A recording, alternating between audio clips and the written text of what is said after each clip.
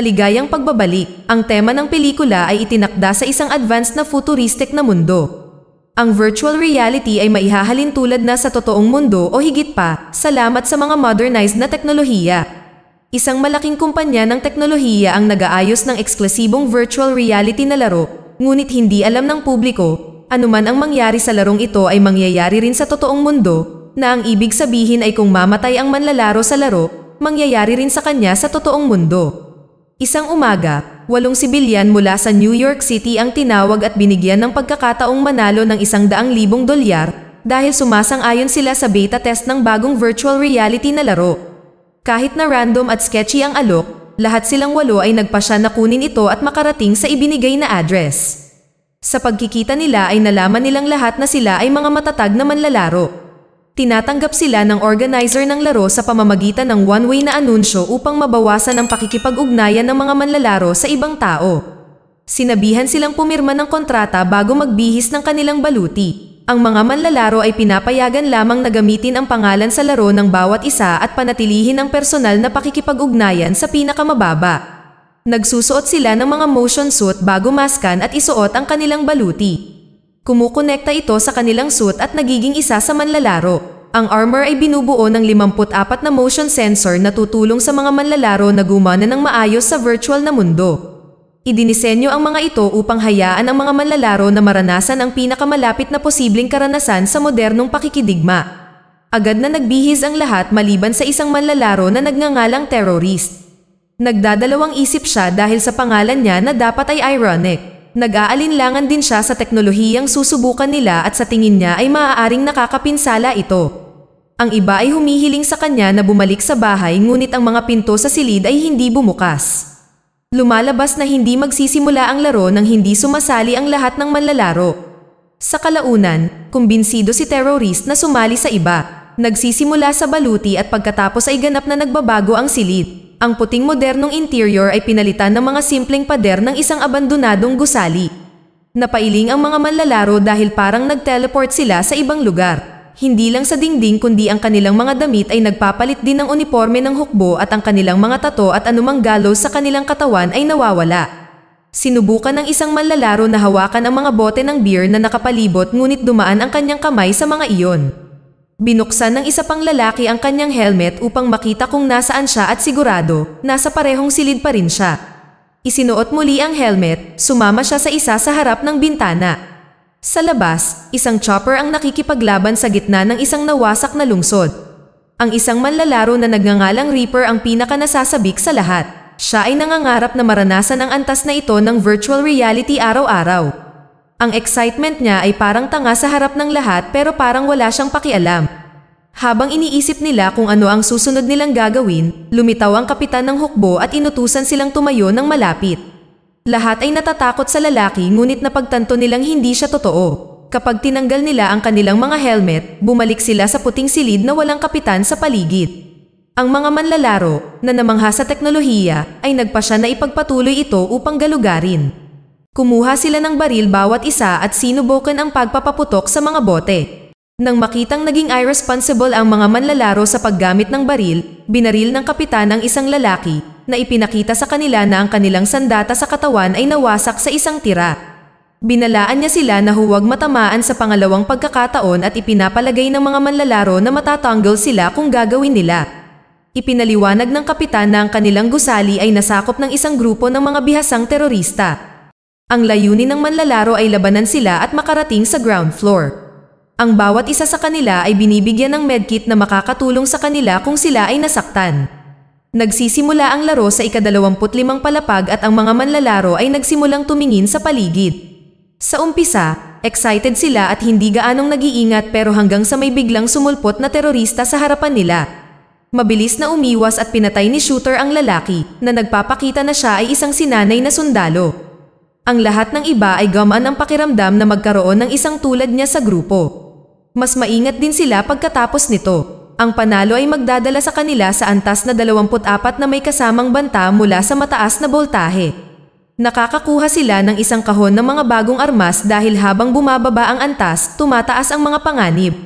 Isang lalaking nagngangalang Alta ang unang nakapatay at tuwang-tuwa nang makakita ng dugo sa sahig.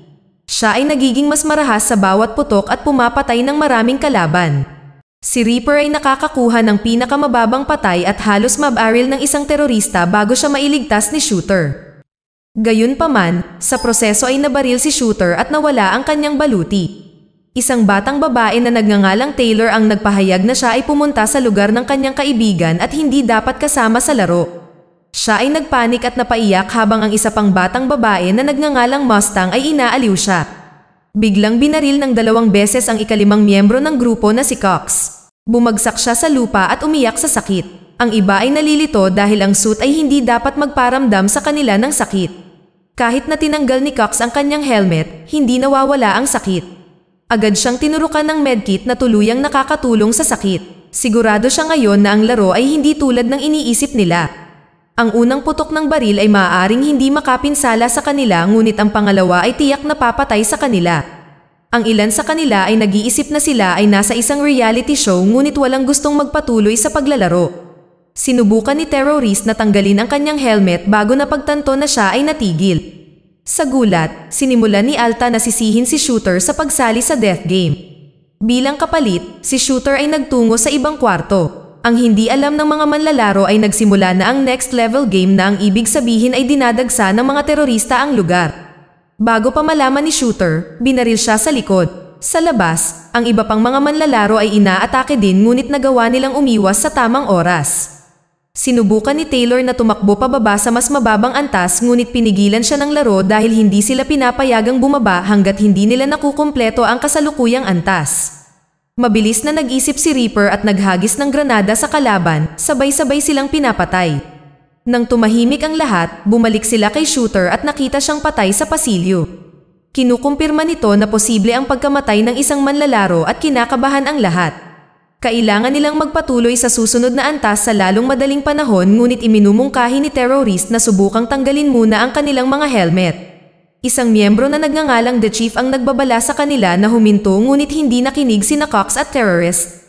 Pilit nilang tinatanggal ang helmet na nagiging sanhi ng pagkagalit sa kanila ng virtual na kapitan. Itinulak niya si terrorist sa lupa at sinipa siya ng paulit-ulit na inuutusan siyang huwag nang subukang labagin ang mga patakaran.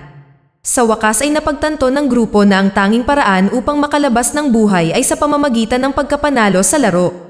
Bumaba sila ng 2 pang palapag at umabot sa ika-20. Ang hamon ay gumamit ng mga kutsilyo sa antas na ito dahil ang lugar ay nagkaroon ng pagtagas ng gas at anumang putok ng baril ay sasabog ang buong antas. Sa unang ilang segundo sa laro, halos mapatay si The Chief bago siya nailigtas ni Alta. Kaya niyang gawin ang lahat para mabuhay at siya ang pinakamapanganib sa kanilang lahat. Kasunod ng kanyang mga hakbang, ang grupo ay mahusay sa sumunod na ilang mga antas. Gayunpaman, nawalan din sila ng maraming medkit sa pamamagitan ng proseso. Sa isang punto, naiwan si Mustang kasama ang huling kit ngunit parehong nasaktan si Reaper at Cox. Habang pinag-iisipan niya kung sino ang dapat niyang iligtas, tinulungan sila ni terrorist at iniligtas si Cox gamit ang kanyang huling medkit. Pagkatapos nilang maipasa ang ilan pang antas, huminto sila para magpahinga. Pahirap ng pahirap ang laro at mabilis silang nauubusan ng medkits. Sinimulan ni terrorist ang paghampas sa isang glass wall, sinusubukang makalabas ng gusali. Siya ay matagumpay sa ilang antas ngunit pinigilan ng virtual na kapitan. Binugbog niya si terrorist at nabali ang kanyang binti. Sa isang buto na nakausli sa kanyang binti, si terrorist ay pabigat na ngayon sa grupo. Iminungkahi ni Alta na iwan siya ngunit ang iba ay gustong isama siya. Sa huli, nagtatago si terrorist sa ilalim ng mesa at hinihiling sa iba na ipagpatuloy ang laro. Unti-unti siyang nawalan ng malay at namatay din ng maglaon.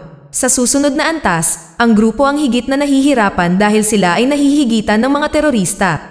Si Taylor, na walang kahit isang napatay, ay nagtatago sa isang silid sa buong oras habang ang iba ay nakikipaglaban. Ngunit sa pagtatapos ng antas, nakapatay siya ng isang lalaki at naghahanda na pumatay ng higit pa. Nang makumpleto nila ang antas, nagpa siya ang grupo na magpahinga sandali. Habang nag-uusap sila tungkol sa kanilang buhay sa labas ng laro, napagtanto ni Cox na lahat sila ay walang malapit na pamilya o kaibigan. Si Reaper ay mayroon lamang isang matandang lola na may Alzheimer's, ang pamilya ni Mustang ay nakatira sa ibang bansa, si The Chief ay isang ulila, si Taylor ay hindi pa dapat naroroon, at si Alta ay diborsyado. Kung may mamatay man sa kanila at hindi na makauwi, walang mag-aalala sa kanila. Nangangahulugan ito na pinili sila ng organizer ng laro, umaasa na makita silang mamatay. Ang impormasyon ay nagpapatindi sa kanilang galit, inihahanda na sila para sa susunod na round. Sa pag-abot sa susunod na antas, nakita nila ang kapitan na binubugbog ang isang bilanggo ng kaaway. Ibinunyag niya na mayroong bombang nakawire sa pundasyon ng gusali at ang bilanggo lamang ang nakakaalam ng code para patayin ito. Ang kanilang susunod na gawain ay ang kunin ang code mula sa bilanggo. Ang gawain ay mas madali kaysa sa iba. Sa makatuwid, ang grupo ay agad na nagtrabaho. Tinutulak si The Chief ang mga pindutan na nagpapakuryente sa bilanggo. Nang makarating na sa hangganan, ibinubulong ng bihag na ang code ay pushkan. Sa sandaling ilagay ni Reaper ang code, namatay ang mga ilaw. Nang bumalik sila, isang boses ang nagbabala sa kanila na na-trigger ang bomba at sa susunod na 30 minuto, sasabog ang buong gusali. Nataranta si Alta at sinimulang sisihin si Reaper sa paglalagay ng maling code. Ang tanging paraan para matigil ang pagsabog ay sa pamamagitan ng mano-manong pagsara nito kapag narating nila ang parking lot. Nangangahulugang mayroon na lamang silang susunod na 30 minuto upang bumaba sa susunod na 9 na palapag. Pinatay ni Taylor ang lalaking nagbigay sa kanila ng maling password bago hilingin sa lahat na magmadali. Biglang nawala sa sarili si Alta at sinimulang hampasin si Reaper dahil sa pagkabigo.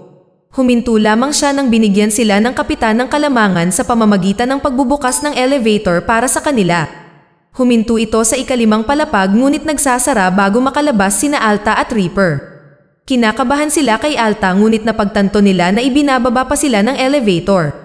Sa kalaunan ay bumaba sila sa ikatlong palapag ng 25 minuto na lang ang natitira para sa pagpapasabog. Iminumungkahi ni Reaper na maghintay sila hanggang sa bumaba ang iba, gayunpaman, tutol si Alta sa ideya. Tinutukan niya ng baril si Reaper, ginamit siya bilang isang human shield para makapunta sa kabilang panig ng silid.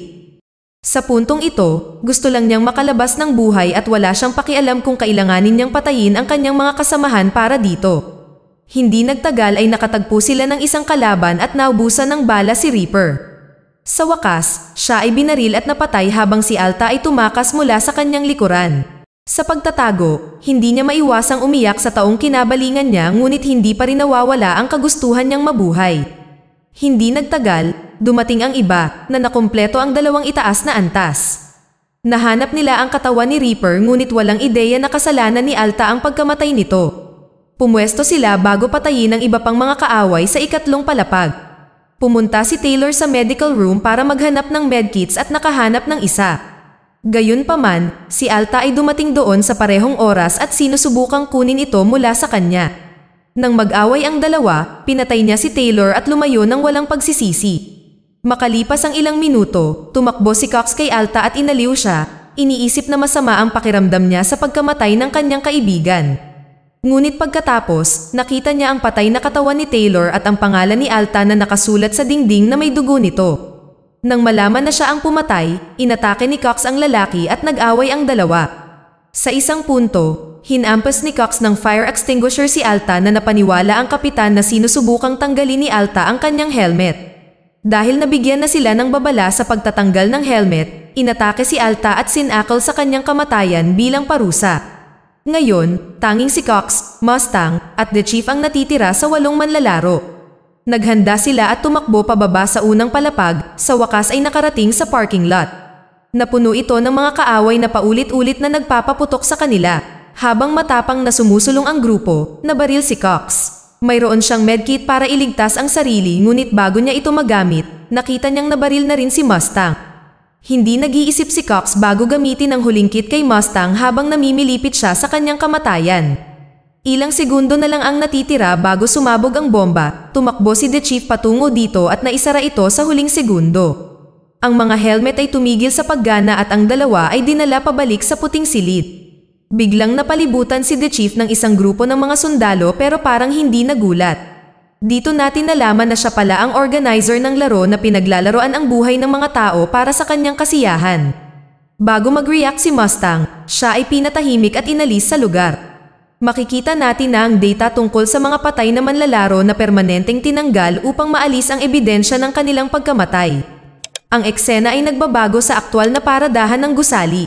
Nakahiga si Mustang na walang malay habang ang mga bangkay ng kanyang mga kaibigan ay inilalagay sa mga bag ang katawan upang itapon.